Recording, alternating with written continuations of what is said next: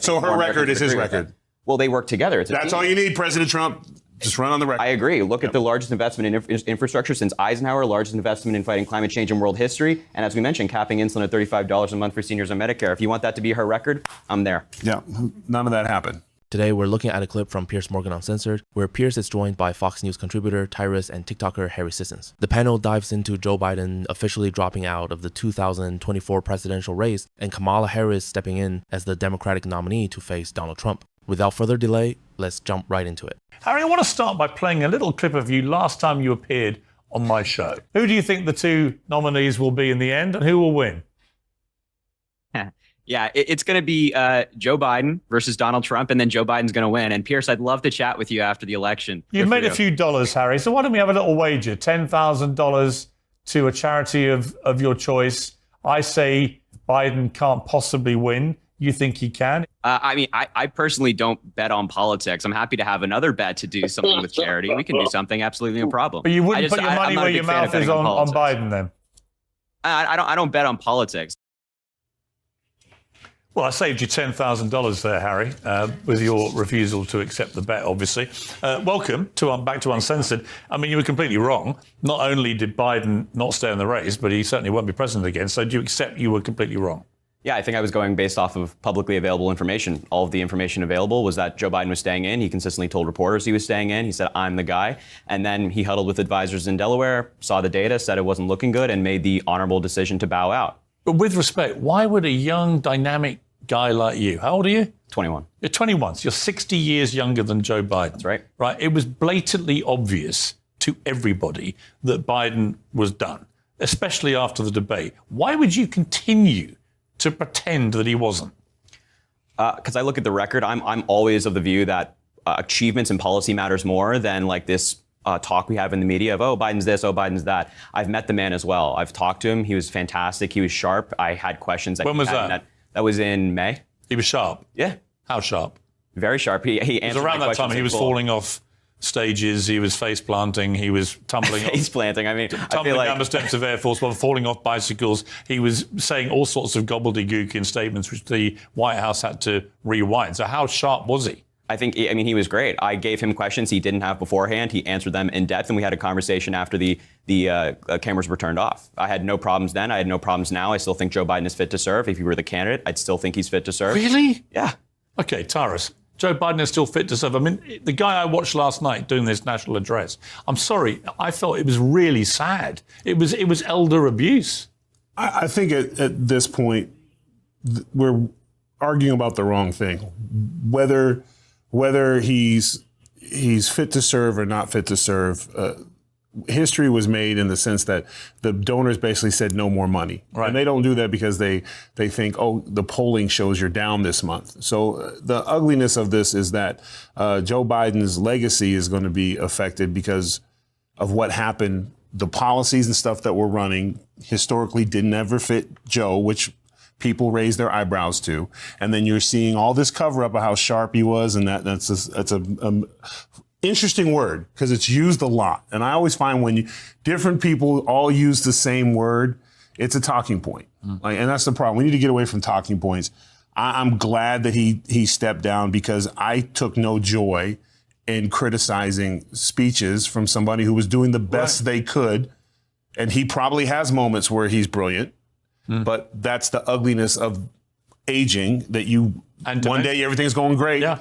And it's happened to us all. Like one day, like wrestling, I'm throwing guys around, and one day I'm a step slow. It happens. And you'll have good days and you have bad days. And that's great in any other profession but being the president of the United States and basically the policeman of the world. You know, what I was struck by, Harry, last night was he kept talking about, the threat to democracy and the importance of honesty and integrity in public life and so on. But then he said this about passing the torch. Just listen to this clip. I've decided the best way forward is to pass the torch to a new generation. That's the best way to unite our nation. No, I'm sorry, Harry. That was just a blatant lie. He didn't decide it was time to pass the torch only the day before he quit. He was absolutely gung-ho. I'm going to be running. I'm going to be president. I'm going to win 4 more years, blah, blah, blah, blah, blah. Even in the speech last night, he said he thinks he still has it in him to do another term of office. But That's not what happened. What happened was the Democrat grandees, Barack Obama, the Clintons, Chuck Schumer, Hollywood stars like George Clooney penning op-ed pieces in newspapers and so on, they all collaborated with the donors, as Tyrus said, who yanked the money, to torch him. He was torched by his own side. That's what happened, isn't it?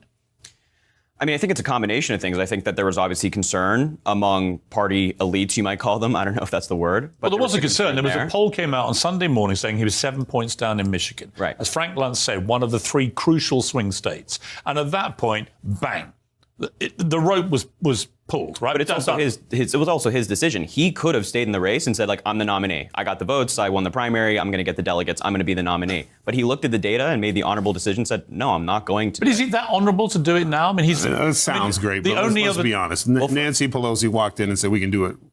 The easy way or the hard way? The hard way was Article 25. You know what it was like? Goodfellas, one of my favorite films, right? And I happen to know Joe Pesci very well through golf. So it's the scene where Joe Pesci thinks he's going to be the made man. Yes. Right? And the whole build-up, goes thing, and he goes in and they whack him, right? I think that's what happened with Joe Biden on Sunday. I think to say that it's like, oh, it's not honorable because it's taking place now, I think is a little bit disingenuous. Well, I only say that because the other 2 Democrat incumbent presidents since World War II who have resigned in election year and decided not to vote did it massively earlier in the process, did it at the start of the year, which gave their replacement the chance to really build proper momentum. By giving Kamala Harris only 4 months, it could end up being, we don't know yet, and she might well turn it around and she might win. So let's put that caveat there. But if she was to lose quite badly, you could look back at it and say that had he pulled out a lot earlier, it would have given her a better chance. But I think we can both agree that the political circumstances back then with like a Lyndon Johnson was different than now, right? The reason it's happening now. Well, not really. In his case, it was the Vietnam War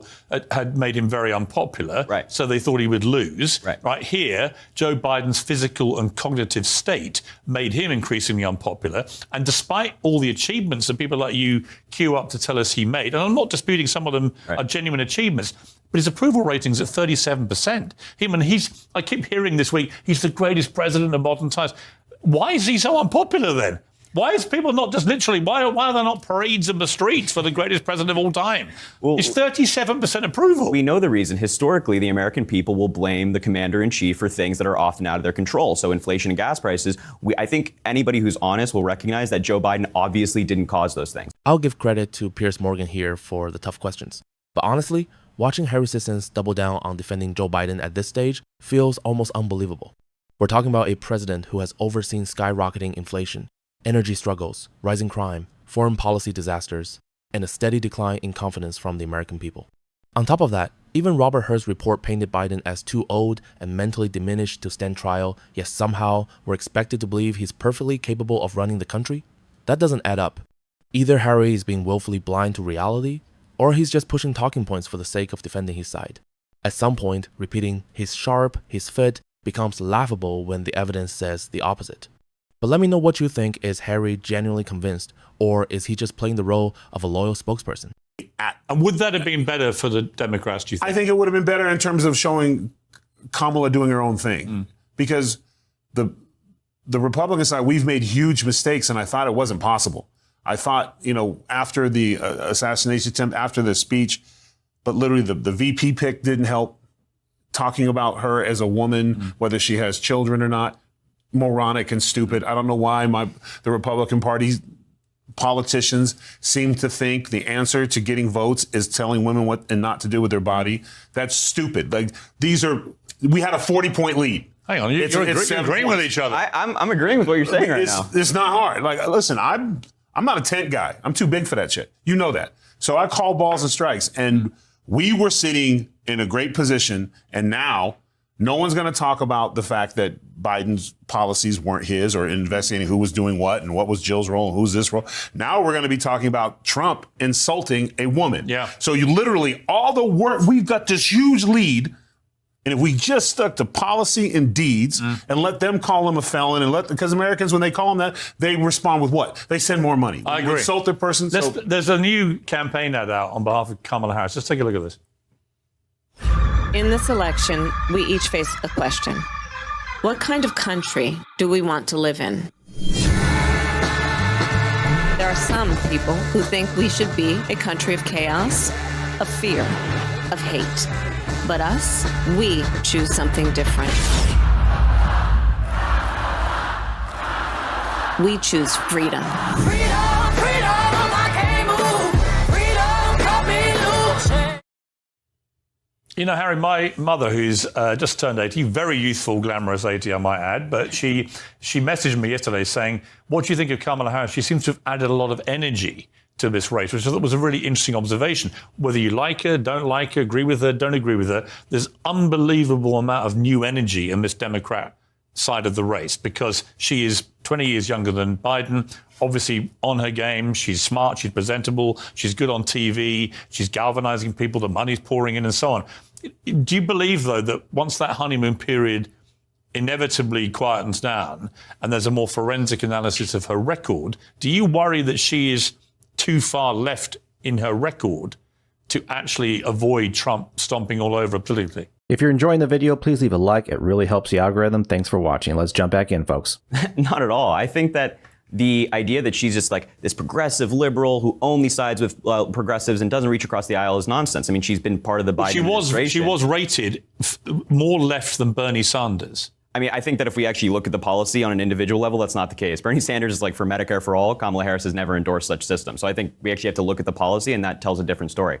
But her record is certainly not a progressive one in the sense that it's like a Bernie Sanders kind of policy. She was a district attorney, a prosecutor. She sent people to jail. She's definitionally in favor of the rule of law. She also wanted to defund the police. That's not great. She's never come out and said, let's defund the police. She effectively did. Well, effectively and saying are two different things. Okay, I mean, look, the other thing she was clearly billed as the immigration border czar, Right, well, Tyrus, which they're now trying to deny ever calling him, but it's a brilliant thing I saw. I think it was Newsbusters did it, or somebody did it. They did a mashup of all the people on the left saying, well, they never called her the border czar. Right. You have them all calling her the border czar. And that's been gold. a disaster. That is gold, and that should be on every campaign ad with Republicans. But as soon as we stop talking about policy and get it, because Kamala's going to want a street fight, because Trump will beat her up in a street fight, and he will say all kinds of stuff that we'll be like, oh, that's hilarious, and independents will be like, oh, that's not okay. Yeah. So they want a street fight. I agree. And if it's hard, she's already goading it, and she's hit me. It's not, let's go. It really Please is. hit me. It literally hit is hands down. I dare you. I dare you. Come after a black woman if you want. Yeah. Because it's going to look bad. But if he doesn't take the bait like he did, he showed great restraint in the Biden debate. He could have attacked him. He went at him. He made the one comment, which I thought for him was he showed great restraint. He was compassionate even in the sense that he didn't go after him or make fun of him, which would have been a horrible mistake. And if he goes in a debate with Kamala and starts calling her dumb or even horrible women, it's going to be a mistake. Policy.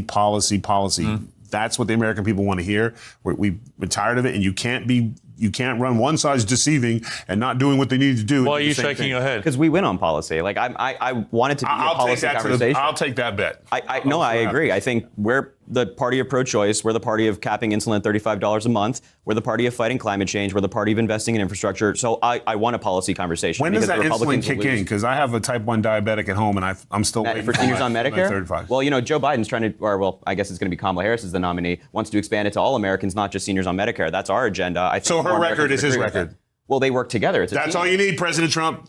Just run on the record. I agree. Look at the largest investment in infrastructure since Eisenhower, largest investment in fighting climate change in world history. And as we mentioned, capping insulin at $35 a month for seniors on Medicare. If you want that to be her record, I'm there. Yeah, none of that happened. Oh boy, this was some exchange. I hadn't seen Tyrus or Harry Sissons appear on Piers Morgan Uncensored before, or them appearing on any show together. But this was worth a watch. What stood out the most was Harry's confidence in repeating the same polished talking points while completely sidestepping the bigger issues. It's one thing to highlight a few carefully chosen policies, but it's another to ignore the reality. Americans are dealing with everyday rising costs, foreign conflicts, disasters like what happened in Hawaii, and the glaring contrast between how struggling citizens are treated compared to illegal migrants who often receive more immediate support. That disconnect is exactly why so many people feel abandoned by their leaders until election season rolls around. Listen to Harry. It's hard not to wonder whether he genuinely believes what he's saying, or if he's just playing the role of a loyal messenger. Either way, The conversation on this show highlighted the deep divide within the country, which is rather unfortunate. But I'd love to hear from you. What did you think of this Tyrus and Harry Sissons clash? Drop your thoughts below as I read all your comments. And see you in the next one.